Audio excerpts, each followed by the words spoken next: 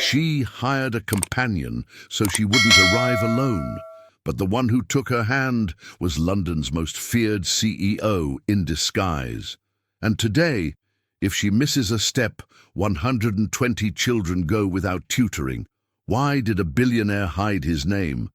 And what did he do when they tried to make her a headline? Stay with me until the end, because you'll see how they saved the library without a millionaire's plaque, and with the rules every serious project should have. If real stories touch you, like it now. It helps this video reach more people, shall we? The Mayfair ballroom seemed to breathe with the orchestra. Chandeliers bright, voices low. Laura turned half a measure, pretending calm. In front of her, the improvised escort, the black cab driver who had agreed to help out, held her gaze with a steadiness that unsettled her. His hands were sure, his posture correct. Around them, eyes landed, slid away, returned. The first tug came from a detail. A waiter dipped his head to him with deference and said, "Sir," without finishing the surname. Laura felt her skin prickle but kept the smile. She couldn't lose focus. If the night failed, 120 children would be without tutoring. On Monday, she repeated the number like a prayer. The music ended. He released her hand, unhurried. "Water?" he asked. Laura nodded. As he walked off, a familiar silhouette slid in at her side, wearing the woody scent she despised. Martin, ex-director, ex-mentor, ex-everything. "Quite the production, Laura," he said loud enough to catch ears. "Borrowed dress, isn't it? And this escort? Last-minute app booking?" His laugh was dry. She could answer. She chose to square her shoulders and tuck the papers back into the folder. There would be no spectacle. Not from him. Not tonight. Not with an audience. The driver returned with two. He handed one to Laura, turned to Martin, and in a low voice said, "The lady has a meeting now." No confrontation. In moments they were 3 steps to the left, a corner with a view of the floor. Laura swallowed the water. "Thank you," she said. He only nodded. She was trying to stitch the route back together when a trustee waved, hesitant. "Good evening, Mr. The next word drowned under a swell from the orchestra. The driver returned the wave, restrained. Laura noticed the watch on his wrist, brushed steel, clean dial, a complication, not the piece of someone who improvises a tux, of someone who has learned to improvise nothing. "Everything all right?" he asked, catching the unease. "It is," she said, and nearly believed it. She thought of the children, the library on reduced hours, the teachers splitting too many groups. She also thought of the risk, becoming the subject of a foolish headline. The master of ceremonies announced the next dance. "Would you like to stay or sit?" He offered his arm, as if the gesture belonged to an old protocol. Laura hesitated. She knew how to read people. This man seemed to practice disciplined anonymity, as if resting from his own biography. She took the arm. The music resumed. When the first bars carried them forward, Martin reappeared, smile sharper. He leaned to her ear and whispered, "Cheap escort, Laura." Heat rushed up. The driver halted the turn, firm, without abruptness. He found her eyes. "We can leave now if you like." Laura looked at the floor, looked at the number she carried inside, and decided she wouldn't. "Not yet," she said. "Not yet." Southwark streets were damp from an afternoon drizzle, their sodium lights casting a muted glow. Laura stood at the curb in her borrowed midnight blue gown, clutching a slim folder of proposals in one hand and her phone in the other. The message had arrived seconds ago. "Apologies, can't make it tonight." Her heart sank. The vetted, event-only escort she'd booked a month in advance was gone, 10 minutes before the most important evening of her career.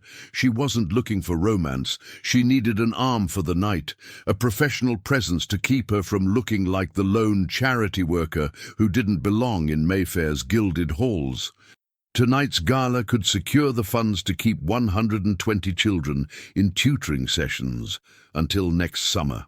Without it, the library's after-school room would close within weeks. A black cab rolled to a slow stop beside her. The driver stepped out, not rushing, dressed in a dark coat with his cap tilted back. "Evening. You headed somewhere in a hurry?" His voice was low, unhurried, the sort that invited people to speak without feeling they'd be judged. Laura hesitated, then blurted, "I was supposed to have someone with me tonight. An escort. Not that kind," she added quickly, "for an event. He just cancelled." She tried to laugh it off, but her grip on the folder gave her away. The driver studied her for a moment, not in the way men sometimes look at a woman in an evening dress, but the way someone reads a situation. "If you like," he said finally, "I could walk you in, keep you company. I'm not dressed for it, but if it's just to make you feel less on your own." "That's ridiculous," she said automatically, scanning him from cap to boots. "You'd have to be in black tie and they've got spare jackets in those big hotels," he replied, a faint smile pulling at his mouth. "For guests who forget theirs, and I won't say a word to anyone unless you want me to." The sensible part of her screamed to decline. But she thought about arriving alone, about Martin, her ex-director, smirking from across the room, about the donors who already questioned whether her organization could handle a project this size. "What's your name?" she asked. "Henry? Henry?" "Just Henry for now," he said, opening the cab door. Inside, the smell of leather and faint aftershave wrapped around her. As they pulled into the wet London traffic, she stared at the back of his neck, wondering why she was trusting a stranger. But there was something in the stillness of him, the absence of push, that made her believe, for tonight at least, he'd be exactly what he claimed. Company, nothing more. In less than 15 minutes, they'd be stepping into one of the most exclusive hotels in Mayfair, and by the end of the night, she would no longer believe in just Henry. The black cab rolled to a stop beneath the glowing awning of the Mayfair Hotel. Rain, now a fine mist, dotted the marble steps. Laura stepped out first, clutching her folder to her chest. The events manager, Mrs. Patel, recognized her from previous conferences and approached with the efficiency of someone who solved problems for a living. "Laura, isn't it? Do you need anything?" Laura took a breath. "A small miracle. My escort cancelled. She glanced at Henry, still by the cab. "Offered to come in with me so I wouldn't be alone. But he's not in black tie." Mrs. Patel assessed the situation in seconds, without a trace of idle curiosity. "We have an emergency wardrobe. If he's willing to sign the form, we can sort it." Henry removed his cap, polite. "I just want her to feel safe." They were led through a service corridor to a narrow room that smelled faintly of starch and cologne. A staff member brought 3 jackets, 2 crisp shirts, and a pre-tied bow tie. Henry changed with the quiet precision of someone used to adapting. The fit was better than expected. Meanwhile, Laura was mapping the night in her head. Table 12 first, then 4, avoid Martin's circle, keep her pitch to 2.5 minutes. When Henry stepped back into view, she looked him over. "A few rules," she said before he could speak. "No over-drinking, no personal chatter with donors. If I say, we're leaving, we leave. And please, don't defend me in public. Just get me away from the person." "Understood," he said. "And you stop me if I talk too much." In the lift, the mirror reflected an unlikely pair. Laura thought about how badly this improvisation could go. Henry broke the silence with exactly the right question. "What does success look like tonight?" "3 things," she replied. "A commitment for recurring donations, a serious grant lead for 8 months, and at least 5 smaller donors to help with cash flow." "In other words, predictability," he said with a faint smile. "Not fireworks." She nodded. "Fireworks fade, bills don't." The lift bell chimed. Mrs. Patel, leading the way, outlined the layout. Box office to the right, central dance floor, numbered tables, photo wall they could bypass. Before pushing through the double doors, Laura looked at Henry. "Last thing, you don't need to save anything, just don't get in my way." "Agreed," he said. "And if it's useful, I can hold coats, fetch water, clear a path. Will invisible work? Invisible is perfect. They stepped into the ballroom. Warm light, the glint of cutlery, the band tuning up. Laura felt her heart quicken, but kept her stride steady. Henry stayed half a step behind, scanning the edges. When the first donor waved her over, she smiled with the confidence she needed to project, propped up, for now, by a simple, clear agreement. The face of Henry's watch caught the light once, then disappeared into the hush of the crowd. The room hummed with well-bred conversation and the clink of glassware. Laura let the rhythm of the place settle into her breathing, in on the strings, out on the soft percussion of cutlery. Henry kept half a pace behind, jacket sitting on him as if it had always been his. He didn't speak, he watched. "Table 12, she murmured. He angled his shoulder just enough to open a path through a knot of guests without touching anyone. At the table, a middle-aged couple, trustees of a small literacy charity, stood to greet her. Laura led with purpose. "Good evening. I'm Laura from Southwark Community Learning. We support 120 children with after-school tutoring. We're trying to keep the library room open past March." She kept it to 90 seconds. Need, proof, ask. Attendance, reading improvements at 6 months, the gap since local funding cuts. "What we lack isn't goodwill," she finished. "It's predictability. Recurring support lets us plan responsibly." The woman nodded, already reaching for a card. "Send us your impact summary and your budget. We can't promise yet, but we might underwrite books and materials for a quarter." "Thank you," Laura said, meaning it. She made a small note on her phone. T12, materials, Q1. Henry passed her a glass of water before she asked. "You were at 90, he murmured, barely audible. "Felt like 60. She didn't smile, but something unclenched. They moved on to table 4, a tech founder and his partner, both polite, both skeptical.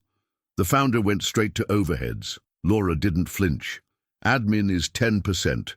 Rent is subsidized. Volunteers are trained and retained. We publish quarterly outcomes and our audit is public." She slid a one-page summary across. He scanned it, then looked up. "I appreciate the clarity." When a waiter approached, Henry stepped aside to give him space and, without ceremony, shifted Laura's folder out of splash range.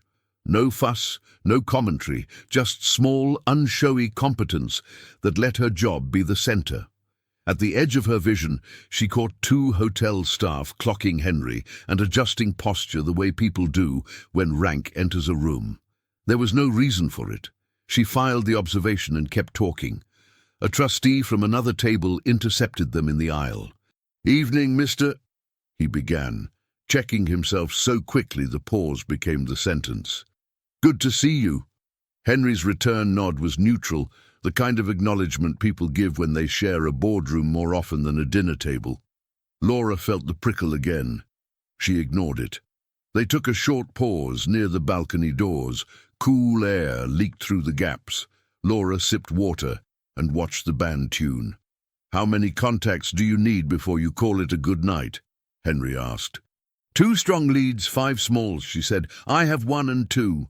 "Then we're ahead," he said. "Stay boring. Boring wins." "Don't coach me," she replied, dry. He inclined his head, accepting the line. Back on the floor, she made 2 quick introductions, one to a head teacher who could validate results, another to a local counsellor who controlled discretionary grants. The counsellor promised a meeting. Laura logged the time and moved them toward a quiet corner to regroup. A photographer drifted past, lens searching. Henry shifted so Laura's face wasn't framed alone. The camera blinked red and moved on. Then the bandleader called for the first dance. The parquet cleared in a slow ripple. A few couples stepped forward. Laura usually avoided the floor at these things. It felt like theater. Tonight, movement seemed simpler than standing still. She checked the clock in her head, 30 minutes until the keynote, and exhaled. "Would a turn help you reset?" Henry asked, offering an arm as if they'd rehearsed the question. "It might," she said. "1 song." As he led her onto the floor, a scent she recognized cut through the cologne and polish. Martin's woody aftershave, getting closer. She didn't turn to look. She didn't need to. The stakes, 120 children, an unlocked library door, pressed steady against her ribs. She set her hand on Henry's shoulder and let the strings carry them forward. The band slid from chatter to melody, a polite swing settling over the room. Laura let Henry guide her onto the parquet as if they'd rehearsed the route. His hand at her back was steady, impersonal. Exactly the kind of support she needed. No claims, no commentary. "Count it," he asked softly. She nodded and breathed with the tempo. 1, 2, 3. 1, 2, 3.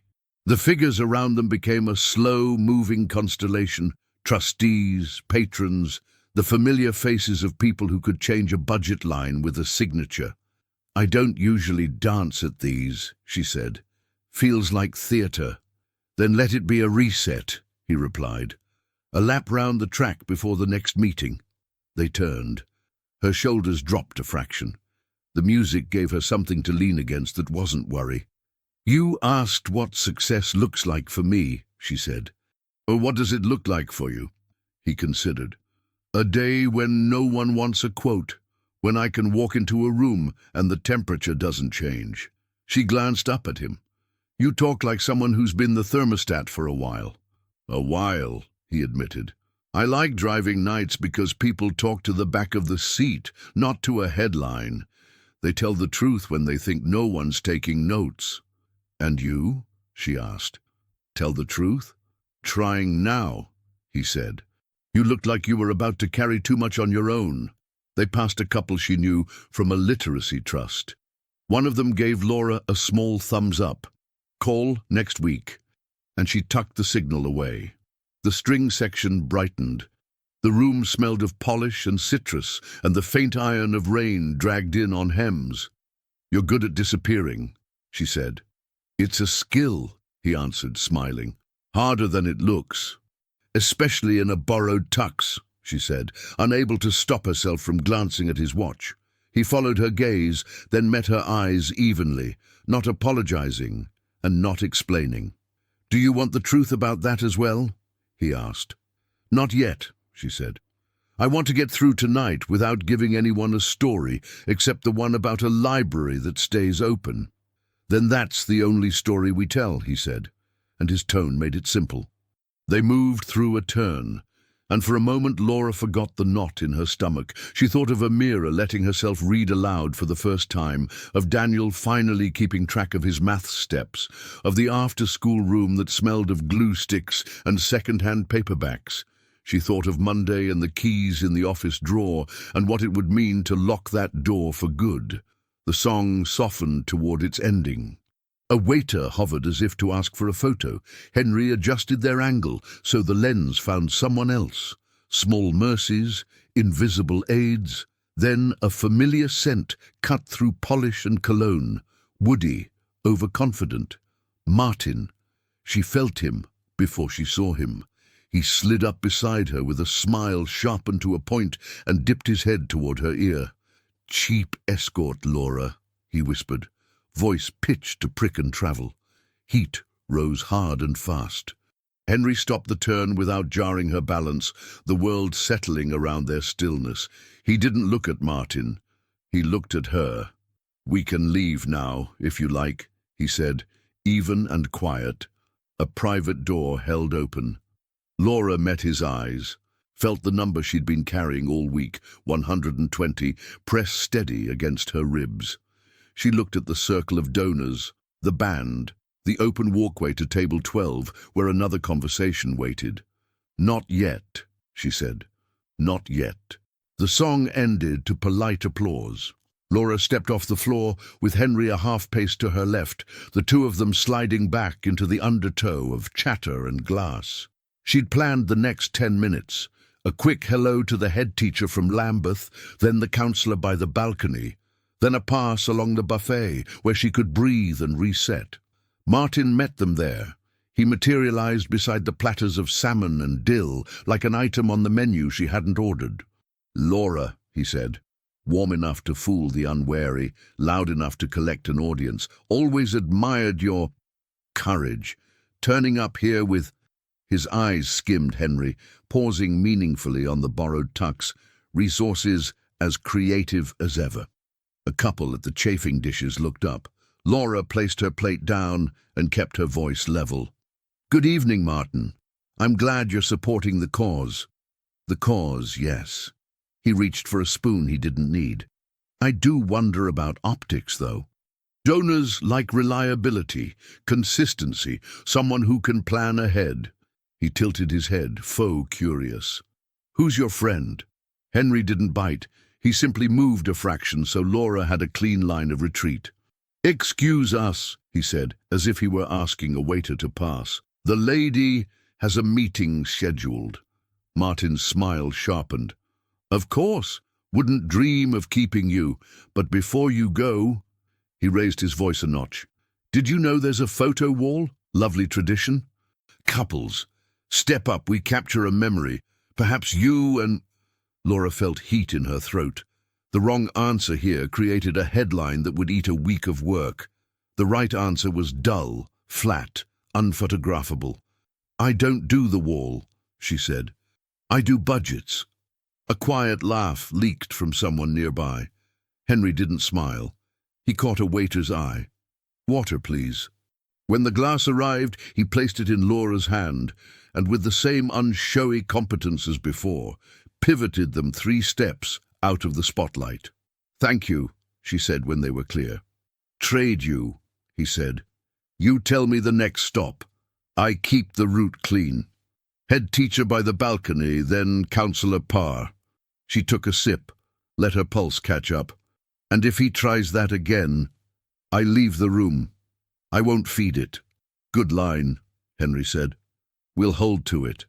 They reached the balcony doors, where the head teacher was already waving. "You've cut your absentee rate," Laura said by way of greeting, and the woman grinned. "We did, because your volunteers chased parents, and because you sent books home that the kids actually read." She put a finger to her lips. "Don't tell the inspector I said it like that." It was 5 bright minutes, numbers, anecdotes, a small promise of a letter of support for the next grant. Laura filed it and moved to Councillor Parr, who listened, asked 2 pointed questions about safeguarding, and set a time. Wednesday, 8:30, 15 minutes, max. Laura locked it in. They turned back toward the room. At the threshold, a junior manager from the hotel straightened almost imperceptibly as Henry approached, the way people do when a superior enters a meeting. "Good evening, sir," he murmured, then caught himself. "Enjoying the evening?" "Very much," Henry said, neutral. Laura felt the prickle return. She glanced at the watch again, the brushed steel, the clean dial, and at the way the space made room for him without asking. She didn't want the answer yet, but she could feel the outline of it. "Next?" Henry asked. "Table 7, she said. "Then I want 5 minutes in the corridor to breathe." They started across the parquet. A photographer stepped into their path, lens already rising. Henry shifted so that a trio of patrons filled the frame instead. The camera clicked, someone else's story captured. From the far side of the room, Martin's voice floated up again, pitched to carry.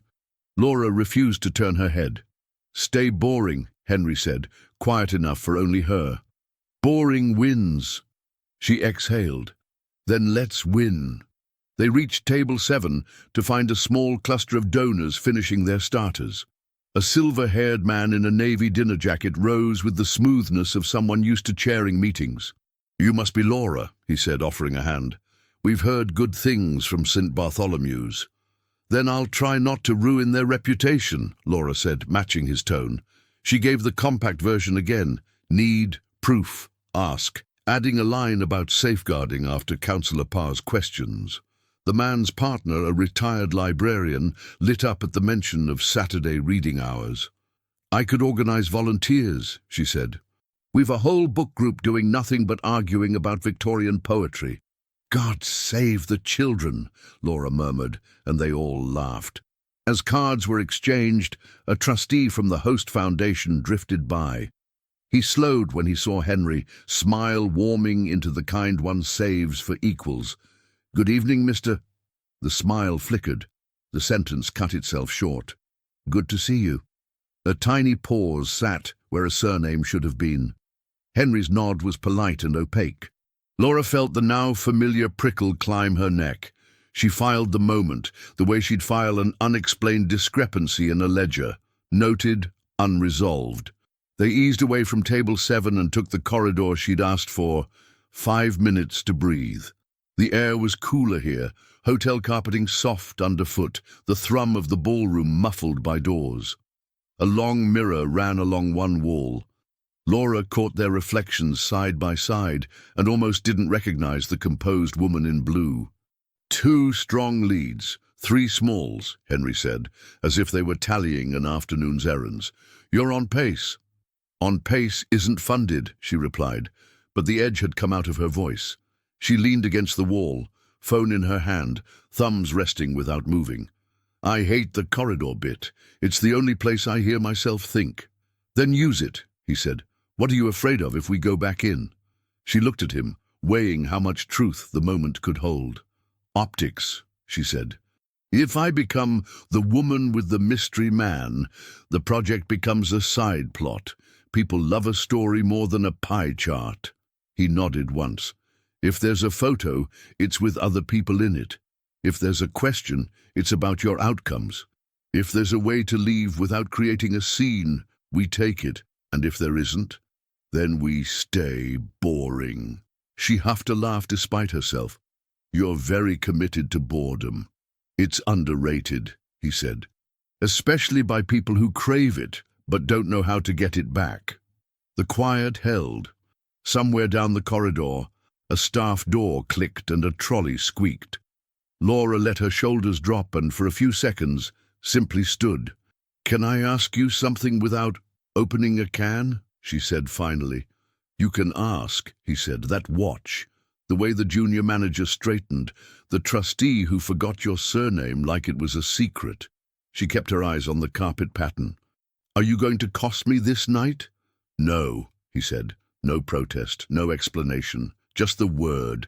She looked up. He met her gaze, steady. "If someone says my name," he added, "it'll be because they couldn't help themselves, not because I wanted them to. I'm here for the reason you hired a stranger in the first place, so you didn't have to walk in alone." She wanted that to be enough. It nearly was. A pair of guests rounded the corner, recognized Henry in the way the air recognizes a weather change, and began to slow. Henry turned slightly, angling his body so Laura was out of their direct sightline, and smiled past them as if they were simply part of the corridor decor. They hesitated, then carried on. "Ready?" he asked when their steps faded. "No," she said, "but let's go." They slipped back into the ballroom just as the master of ceremonies tapped a microphone. The keynote would be in 10 minutes. A photographer was doing a circuit, reading the room for faces that sold programs. Laura adjusted the line of her dress, the set of her mouth. Henry moved to her shoulder as if he were a piece of stagecraft designed to keep the scene balanced. A junior reporter in an ill-fitting tux sidled toward them, hopeful. "Quick picture?" he chirped. "Better get the host with the arts minister," Henry said, blandly helpful and pointed. The reporter's eyes widened and he scampered off. For a heartbeat, the noise seemed to recede. Laura felt, rather than saw, a current turning in the room. People were noticing. Not many. Enough. "Stay boring," he said again, so soft she almost missed it. She nodded, but the prickle had become a hum. Something was going to give, and soon. The master of ceremonies cleared his throat. A hush rippled and then thinned again into talk. Laura angled toward the aisle that would take her to the next cluster of donors. She'd learned to move like water in these rooms, never abrupt, never apologetic, always available without being a target. The photographer intercepted them neatly, raising his camera with a rehearsed smile. "Just one for the program?" "No, thank you," Laura said, the politest full stop she knew how to deliver. "Of course," he replied, but his lens hovered, hunting for a frame. Before he could settle it, a trustee from the Host Foundation stepped in from Laura's right, hand extended past her shoulder. "Good evening, Mr." He swallowed the rest, eyes widening a fraction as recognition beat discretion. He pivoted, overcorrected. "Wonderful to see you supporting tonight." The photographer's head tilted. The pause had weight. Rooms like this understood weight. Henry's reply was smooth to the point of colorless. "Delighted to be here," he said, and that could have been the end of it, but Martin had drifted up behind them, drawn by the same gravity that tugs moths into lamps. "Laura," he sang, genial and loud. "How marvelous! You two must step onto the photo wall. The program adores a power couple." The word landed with a soft collective intake. Couple. Laura felt the choice tree branch and bristle. Say yes and be staged. Say no and look evasive. Explain and create exactly the story she'd promised herself she would not feed. "We're not doing the wall," she said, level. "We're doing work." Martin's smile became more teeth. "Oh, come now. Donors love a human angle, and they'll love it even more when they realize your escort is—" "Enough," Henry said quietly, not to Martin but to the air, as if instructing weather. It didn't stop him. "The Henry," Martin finished, savoring the surname like a flourish. For a beat, it seemed as if the room itself clicked a notch tighter. Conversation stumbled, glances knitted. The photographer's lens rose on instinct. Henry moved first, stepping half a pace, so Laura was behind his shoulder, shielded from the neat rectangle of glass. "No photos," he told the photographer, still quiet. "Not for this." The photographer hesitated, the way junior staff hesitate when a bigger story is also a bigger risk. He lowered the camera. Laura's pulse thudded at her wrists. She could feel the shape of the headline forming in the gaps. "Mystery date revealed. CEO in disguise. Charity worker and tycoon." She swallowed the heat and chose the only oxygen left. "This is a literacy program," she said to no one and everyone. "If you have questions, ask me about outcomes. If you want pictures, take them of the library door open at 6 p.m. on a Tuesday." There was an awkward beat. A woman Laura recognized from a grant committee gave a short, appreciative nod. The spell bent, if not broke. Martin, undeterred, tried for one last pull. "Surely you won't deprive the evening of such a charming story." "Stories are for the children," Laura said. "They're the ones learning to tell their own." She turned, the movement gentle enough to count as manners, firm enough to communicate end of scene. "Excuse us." Henry didn't touch her, but his presence opened space. They eased through it, the room's curiosity tugging but not closing. Only when the corridor doors cushioned the noise down to a hum did she stop. "I'm sorry," Henry said first. No explanation, no qualifiers. "I should have anticipated that." "If I leave now, does it make it worse or better?" "Worse," she said, honest because anything else would be a waste of breath. "It looks like a flounce, and we bleed the next half hour to whispers." He nodded. "Then we stay, and we stay quiet." She pressed the cold brass rail of the corridor under her palms and let the numbers do their work. 2 strong leads, 3 smalls, meeting Wednesday, letter of support pending. The maths of survival. "I won't take your money," she said, still facing the carpet. "Not directly, not like this." "Understood," he said. "If there's help, it comes through a process, at arm's length, with other hands on the wheel." She turned. "Who taught you to say that like a person, and not a press release?" "Someone who made me read minutes I didn't want to read," he said, almost smiling. Footsteps approached. Voices swelled and passed. Laura looked at the double doors and the life beyond them. The band tuning for the keynote, the counselor with a tight diary, the librarian with a poetry group, the children with their after-school sums. Choice narrowed to something simple. "We go back in," she said. "We finish the list. We don't let him write it for us. And if someone tries again, Henry asked. Then we give them nothing to photograph, she said, squaring her shoulders, and nothing to quote. She pushed the door with 3 fingers, light as breath. The ballroom folded around them once more. Somewhere near the stage, the master of ceremonies tapped the mic. Laura felt the prickle recede, not vanish, adrenaline settling into purpose. "Stay boring," Henry murmured. "For the children," she said back. They stepped forward together, into the bright. Chapter 9. Holding the line. The keynote began, and the room settled into a theatre hush. Laura took her seat near the back, angled so she could watch the audience as much as the speaker. This was where she learned who was engaged and who was waiting for the next round of champagne. Henry sat beside her, hands folded loosely in his lap, gaze level on the stage. The speaker, a novelist turned literacy advocate, told a careful story about his own childhood library. The room warmed to him, but Laura kept her focus on the half-dozen faces she needed to reach before the night closed. She saw the tech founder from Table 4 lean in to whisper to his partner. The retired librarian at Table 7 was nodding along.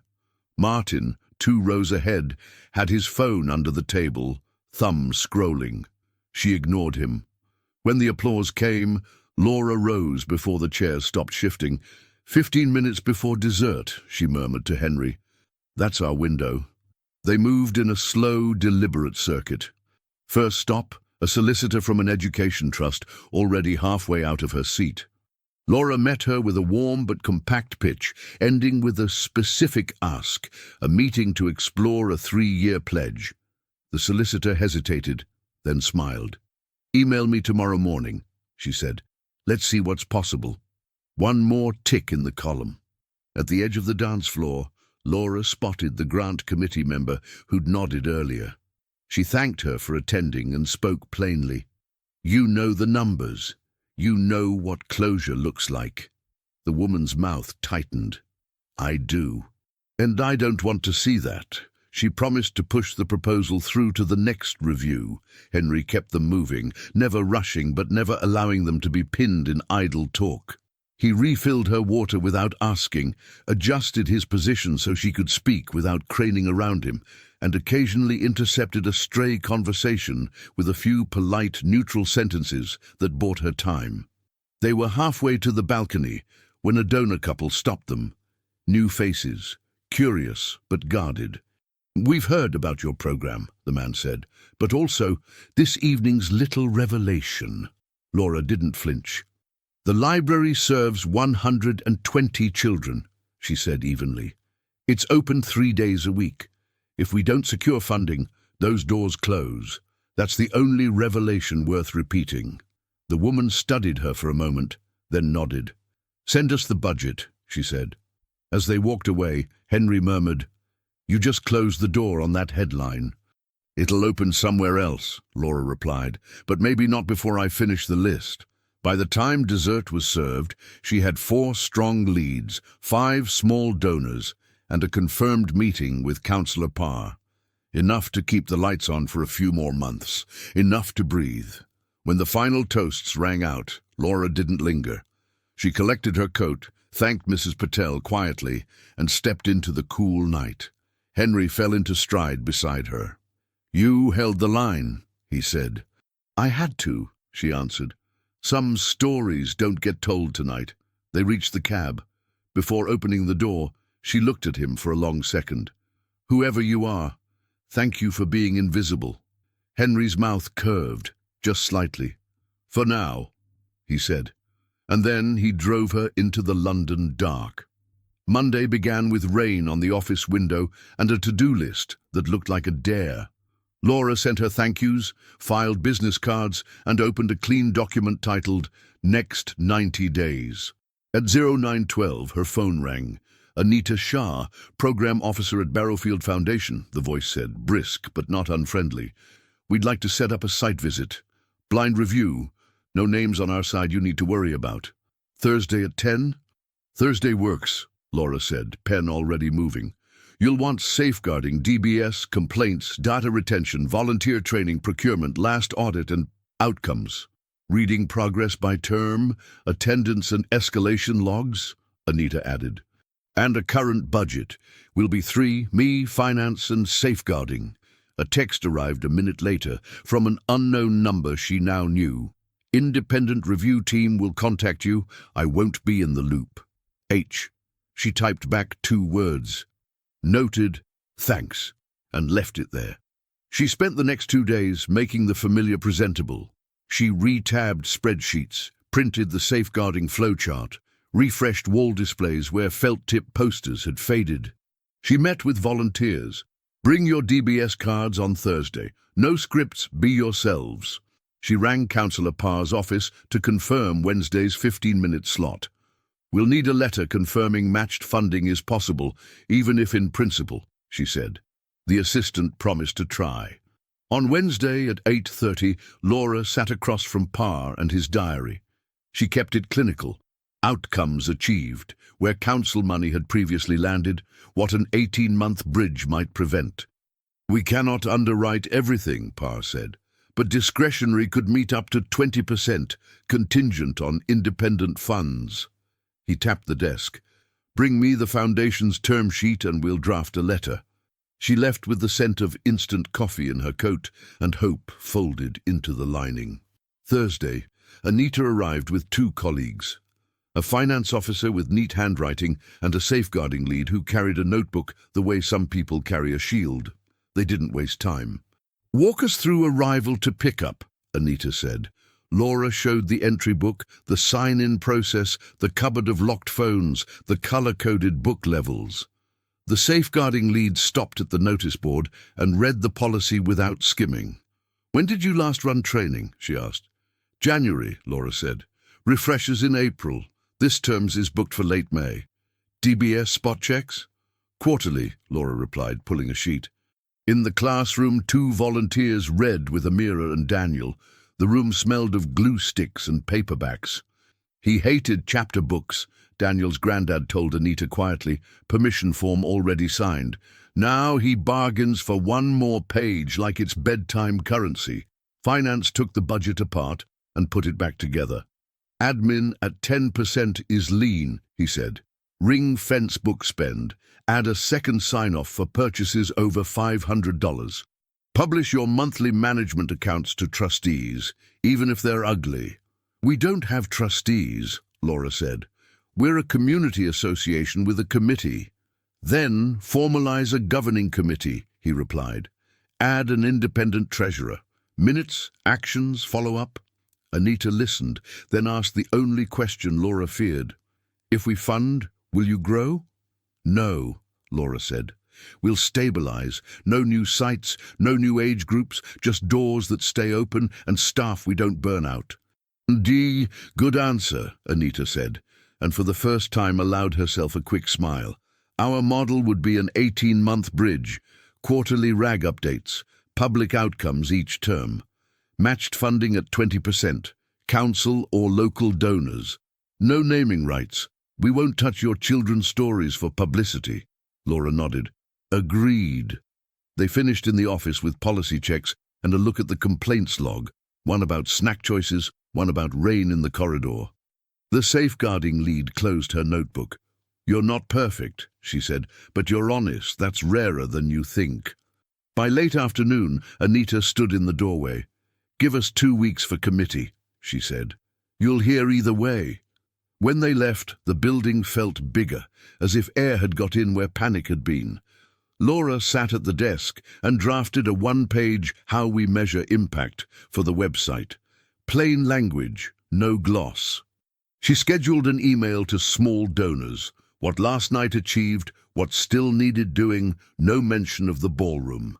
At 19:03, a final text arrived. Good luck Wednesday. She looked at it, thumb hovering, then typed back, staying boring. For the first time all week she believed she might. The 2 weeks stretched and compressed in strange ways. Some mornings, Laura arrived at the center before the heating clicked on, unlocking the door with the same half-second pause she always took.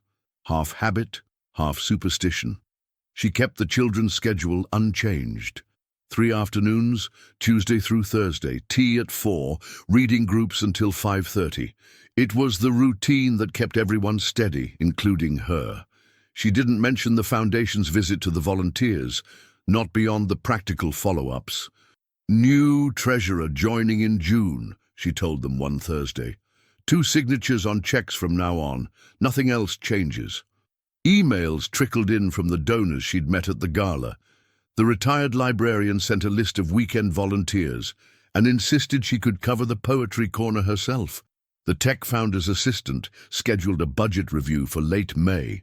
Councillor Parr's office sent a draft letter confirming matched funding in principle, subject to an award from Barrowfield or equivalent. Laura filed it where she wouldn't keep rereading it. Henry's name didn't come up. Not in the children's chatter, not in the committee's WhatsApp group, not even in the subtext of the more curious donors. But once, on the walk back from a supermarket run, she caught herself scanning the road for a black cab. On the 10th day, Anita's name appeared in her inbox. Barrowfield Funding Committee. Meeting rescheduled. The body was 2 lines. We've brought your application forward. Committee sits Monday, 11, decision same day. Anita. Laura read it twice, then marked the calendar in block letters. She drafted a short note to the committee volunteers. Keep Monday afternoon free if possible. If we get the call, we'll need to meet immediately. Monday came grey and damp. She forced herself into ordinary tasks, ordering more reading level 2 books, fixing the wobbly chair leg in the staff room, clearing the donation box of coins sticky from juice. At 10:55, she shut her office door and stared at the phone. It rang at 11:14. Laura? Anita here. The voice was the same measured tone, but with a new edge of finality. Committee voted unanimously to approve your application. 18-month bridge, as discussed, starting next month. Conditions all stand. Matched funding at 20%, quarterly reports, governing committee in place by September. Laura's pen was already moving. Understood. I'll send the agreement this afternoon. First transfer before the end of the month. Congratulations, and please tell your team today. She thanked her, hung up, and sat for a moment with her hand still on the receiver. The hum in her chest wasn't relief yet. It was something slower, heavier. By 2 o'clock, the committee had assembled in the classroom. She told them simply, "We've got the bridge. We've got 18 months." Someone exhaled hard. Someone else cried quietly into a tissue. They talked next steps, the treasurer post, the letter to donors. When she left that evening, the rain had stopped. Outside the gate, a black cab slowed just enough for her to notice before merging back into the flow of traffic. She didn't wave, but she did smile. Chapter 12. Quiet Acknowledgements. The agreement from Barrowfield landed in her inbox the next morning. 4 pages of formal language, every condition they'd discussed wrapped in clauses and subclauses. Laura printed 2 copies, signed both, and walked them to the post office herself. The act felt ceremonial, like sealing something fragile in a box. By noon, she had drafted a plain language announcement for the centre's notice board. Library room secured until December next year. Thanks to the generosity of our supporters and a new grant from the Barrowfield Foundation, the after-school program will continue without interruption. No names, no gala photographs, no hint of how close they had come to closure. Just the facts. That evening, her email pinged. A wire transfer notification, Barrowfield's first installment, sat in her account ledger, a number that made her shoulders drop in a way she hadn't realized they'd been clenched. She forwarded the ledger screenshot to the treasurer-elect, adding, "First RAG report, due end of Q1. Let's stay boring." The reply came back with a smiley face and, "Boring keeps doors open." On Wednesday, a small envelope arrived at the center addressed in neat block letters. Inside was a handwritten card. "Laura, for whatever it's worth, I admired the way you held your ground. I'll keep my name out of your story, as promised. Consider this just a quiet acknowledgement. H." Tucked inside the card was a slip from a bank. Not a check, just a confirmation of a transfer made to a local bookseller, enough credit to cover children's titles for a year. No publicity, no receipt requested. Laura set the slip on her desk, stared at it for a long moment, then slid it into the drawer with the safeguarding records. She wouldn't mention it at committee, at least, not yet. The following week, she saw the retired librarian in the reading corner, coaxing Amira through a tricky paragraph. The poetry group had spilled into an extra table, arguing good-naturedly about Keats. Daniel was bent over a maths worksheet, lips moving as he ticked through the steps. For the first time in months, Laura let herself sit for 5 whole minutes without making a list in her head. She could feel the space that 18 months had given her. Space to plan, to strengthen, to maybe think beyond just the next bill. As she locked up that night, she caught sight of herself in the glass, hair wind-blown, coat collar up, but standing a little straighter. Out on the road, a black cab rolled past, its light on, but didn't slow. Laura watched it disappear into the evening, then turned toward the bus stop. Some acknowledgements, she thought, didn't need to be loud to matter. Chapter 13. The second dance. The thank you reception fell on a soft April evening, the kind London sometimes grants as an apology for February. The same Mayfair hotel, the same polished floors, but a smaller room this time. No gala, no photo wall, just a cluster of donors, volunteers and program partners with name badges that looked homemade. Mrs. Patel greeted Laura at the door with a quick hug. "Short speeches," she promised, "then tea and tray bakes. I've banned the word legacy." Laura laughed, steadier than she'd expected to feel. The Barrowfield Bridge had landed. Councillor funding was signed off in principle. The treasurer-elect had taken the keys to the accounts file like a person accepting a newborn. She wore the same midnight blue dress, minus the urgency that had hummed under its seams last time. Henry was already in the room when she arrived. Back row, end seat, the vantage point of someone trained to read exits. No tuxedo tonight, a dark suit, a tie so plain it resisted description, a face that gave nothing away unless you were looking for it. He didn't come over. He didn't need to. A nod travelled the distance and reached her like a complete sentence. Mrs. Patel tapped the mic and kept her promise. The speeches were mercifully short. A head teacher spoke about a boy who had stopped pretending to be ill on Tuesdays. The retired librarian, in a floral blouse and defiant earrings, thanked the volunteers who'd surrendered their Saturdays to arguments about stanza breaks. When it was Laura's turn, she stuck to numbers and verbs. "We promised to be boring," she said, a smile loosening the line. "So here's a boring list. Attendance up. Reading levels rising, complaints logged and answered, 2 signatures on every check. Our management accounts are ugly some months, and we publish them anyway. If you want a grand story, I'm afraid you've come to the wrong room. But if you want an open door at 6 p.m. on a Tuesday, we can deliver that." The room answered with the kind of applause that lands in shoulders rather than headlines. Laura stepped down into the wash of chatter and crockery. People queued to clasp her hand and offer help that sounded like work, the best kind. "I can cover Tuesdays. I've a contact in procurement. Do you need a pat tester for the kettle?" She found a corner long enough to breathe. When she looked up, Henry was there, not too close, not announced the way someone approaches a nervous dog. "Good speech," he said. "You made boring sound like a strategy." "It is," she replied. "It keeps the lights on." A volunteer ambushed them with a tray of flapjacks. Henry accepted one with the solemnity of a treaty signing, and then, when the tray had gone, said, "Will you—" He stopped, recalibrated. "Would a turn help you reset before you're asked about 3 more committees?" She glanced at the small patch of parquet the hotel had insisted on laying, as if any gathering might decide to waltz. The band this time was a Bluetooth speaker, and someone's careful playlist.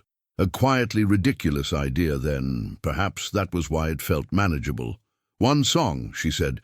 They stepped into the square of light. His hand at her back was exactly as it had been, steady, impersonal, the kind of care that doesn't declare itself. Around them no one reached for a camera, no one announced anything. The room made space the way good rooms do when their center is somewhere else. "Thank you for the book's credit," she said, keeping her eyes on the line of his tie. "I recognize the handwriting."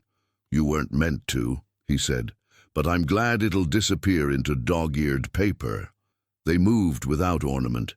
She could feel the difference in her body, less armor, more ease. "You asked for a day when the temperature doesn't change when you walk into a room," she said. "How close is this?" "Closer than most," he replied. "No one here needs anything I can't give." "And what can you give?" "A dance," he said. "A lift home if your bus is late. A promise to keep my name out of your story." She thought about it, about promises and their habit of breeding expectations. "Coffee next week," she said finally, "in daylight in public at the cafe round the corner from the center." "Done." The song ended. They stepped back into the noise and the tray bakes and the small talk that oils useful wheels. A junior staffer from the hotel passed, glanced at Henry, didn't start, didn't straighten, only smiled and carried on. Later, on the pavement, the April air held the day's warmth like a memory. A bus rumbled up and Laura lifted a hand. Henry stood a pace back, neither taking charge nor stepping away. "Stay boring," he said as the doors sighed open. "For the children," she returned and climbed aboard. As the bus pulled out, she looked down to see him turn toward the rank. One more man in a dark suit under a London sky that couldn't decide between blue and bruise. She didn't wave. She didn't need to. Some stories, finally, were exactly the size they should be. 6 months later, London tilted toward early autumn, all clean light and longer shadows. The centre's notice board had new hand-drawn timetables pinned beneath the headline, "Laura refused to take down. Library rooms secured until December next year." The Barrowfield Bridge ticked along like a sensible clock.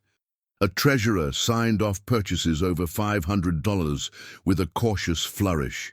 Quarterly rag reports went out on time. The grim months still looked grim on paper, but now they were honest, shared, and survivable. On Tuesdays, the after-school room smelled of pencil shavings and paperbacks. Amira read out loud, without bargaining for one more page. Daniel kept his math steps in order, ticking each in the margin like small victories. Volunteers rotated through their slots. The retired librarian had colonized a corner with a vase of contraband flowers and an ever-growing queue for stanza arguments. A parent committee formed itself around biscuits and the problem of Wednesdays. Someone produced a pat tester for the kettle. Laura learned to leave on time more often than not. She kept 1 day a month for planning and 1 for rest, even when it looked like a luxury. When the accounts ran thin, she said so. When they were healthy, she said that too. "Boring keeps doors open," she'd written once in an email, and the phrase refused to leave. She and Henry met for coffee on a small square 3 streets from the center. Daylight, public, ordinary. The first time they spoke about book suppliers and bus routes. The second about the habit of vanishing and whether anonymity was a refuge or a refusal. He didn't bring headlines with him. He didn't offer checks. Once he carried 2 boxes of donated paperbacks up the stairs and asked if she had a trolley. When she said no, he suggested a grant line for equipment and then asked about the safeguarding log as if it were a weather report. Sometimes she still caught a black cab idling at the end of the road, light on, no signal. Sometimes it was his. Mostly it wasn't. That became part of the ease, knowing the symbol could be a symbol and not a summons. News cycles burped and moved on. A blog tried to revive the gala story. It sank without oxygen. The centre's website traffic spiked after a termly outcomes post and then settled into the steady hum of parents looking up opening hours. Councillor Parr visited, shook hands, asked rude questions about attendance, and approved the matched funding tranche as if permission were a chore.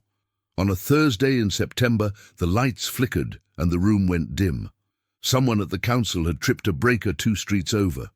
The children groaned. Phones came out as torches. Lessons migrated to the corridor with the most afternoon sun. Laura felt the familiar surge of panic, and then, quietly, did not. She sent a message to the committee, rang the council switchboard, and set out biscuits like it was a plan.